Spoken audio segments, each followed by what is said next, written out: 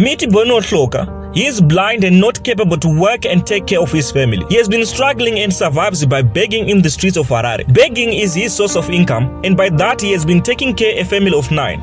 For years now, he has been struggling to build his house that really needs attention. Let's watch Ango Saint interview Bono Hloka. Magadi yenyu baba? Aiwa tinofara. Chokwadi nacho chandwichi. Hapana. Chinenguva yachona. Chokwadi mungada kuzivisa mhuri yeZimbabwe kuti munonzani uye idambudziko ripi ramuinaro? Ini zita rangu ndonzi Bono Hloka. Ndakazvarwa kuMberengwa. Alright. Dambudziko randinaro ndorokushayiwa. Munoziva kuti munhu akanga ane machallenges okusaona anenge akafesa nemaproblems akati kuti. Saka ini chandichitsvaka ndiri pano muchindoona ndiri pano nditsvaka rubatsiro munyika. Voruzhinji vanogona kubatsiravo, chingava chokudya, chingava chokudini and so forth. Yeah. So ndeapi ma-challenges amuinawo pamambotaura mukati mune mhuri yamuinayo? Semunhu ane mhuri ndeapi matambudziko amuinawo especially muri muguta reHarare? So far dambudziko rangu guru nderokuti inini kubva 1986 pandakatanga kugara munzvimbo yandogara muchitumbwiza ndanga ndiri munhu ailoja. Alright.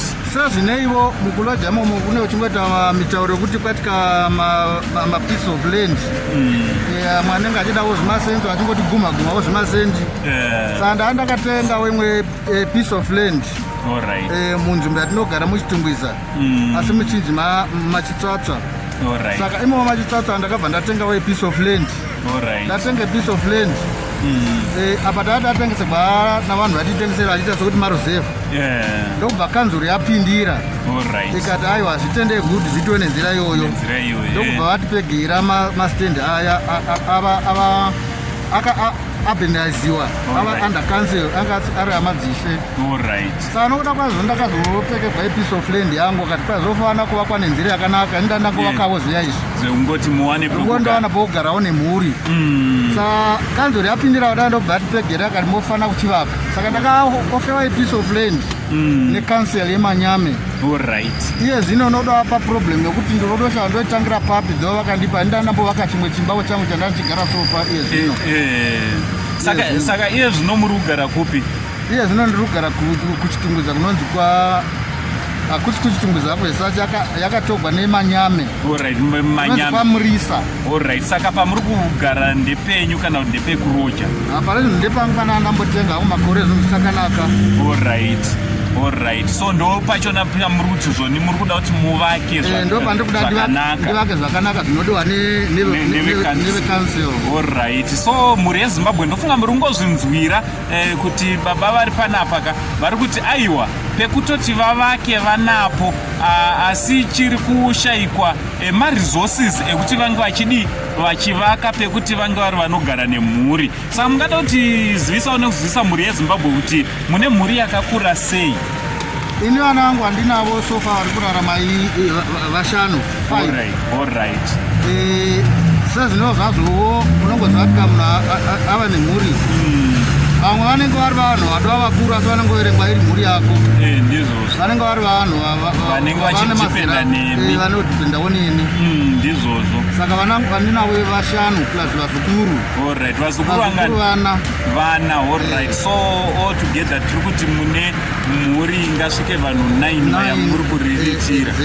Alright. So kune vangada kukubatsirai, vangada kukubatai nekuti tiri kuziva kuti zviri kunetsa mazuva ano especially nemazuva tiri kurarama.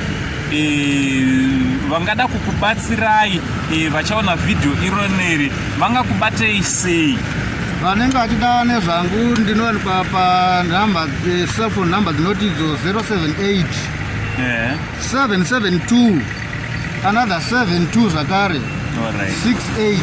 Idzo ndidzo nhamba dzangu dzinoshanda chero pangava anenge agona kuva noruoko rwakareruka achida kundibatsiravo ndiyo pane ecocash yacho ipapo. Ora ndo pane ecocash kana kukufonirai kana kundifonera ipapo zvoshanda zvese. Alright, aiwa tiri kunzwa nyaya yatinayo panapa kwese kwamuri mhuri yeZimbabwe yababa vari kuti aiwa kune vanokwanisa kuvabatsira tinokwanisa kuti tinge tiri tinovafonera direct kana kutumira ecocash panhamba dzavapa uyezve dzataisa ipo panapa pascreen. Anditi aiwa tinoda kutendai nenguva yenyamatipa yokuti tinge tiri tinokurukura tichinzwawo kuti upenyu muri kuugona sei. Upenyu hwakaoma hwakatiomera zveshuwa. Chokwadi. Noti zvichiomera vapenyu nya vanozviti vapenyu kwesuwo yedu. Aiwa. Tingarerukirwa nezvipi? Aiwa. Nezvehwakukwako ada kupavo ada kutaura mashoko anongotaurawo pane zvangu angofungawo zvaafunga ndizvo zvotongorarama mazviri. Hapana zvatingazviita. Chokwadi. Voruzhinji tingokumbira rubatsiro kwavari vanohwakuda. Kunyanya piece of land yandakazova navo inotipisa headache yokuti ndochandoitangira papi. Chokwadi ndanzwa muchimbotaura kuti zveshuwa pekugara apa ndo pamuri kunyanyisa kuti dai mawana anokubatsirai zvachose. Chokwadi. Aiwa tinovimba kuti kunze uko kune vakateerera vangadawo kunge vari vanobatsira tichingotenda kuti Mwari haatisiye tiri tega kunyange munguva yekuremerwa nguva yekuoma kwezvinhu Mwari anotirangarira. Aiwa maita basa nyaya ndiyo iva zukuru ngatingei tiri tinobatsira hama yedu vari kukumbira kuti vange vari vanobatsirwa kuvaka pekugara. Saint TV is an instrument to broadcast the cries of those who are helpless. Blessed are those who help others. From Uncle Saint and Saint TV crew, for now, much love.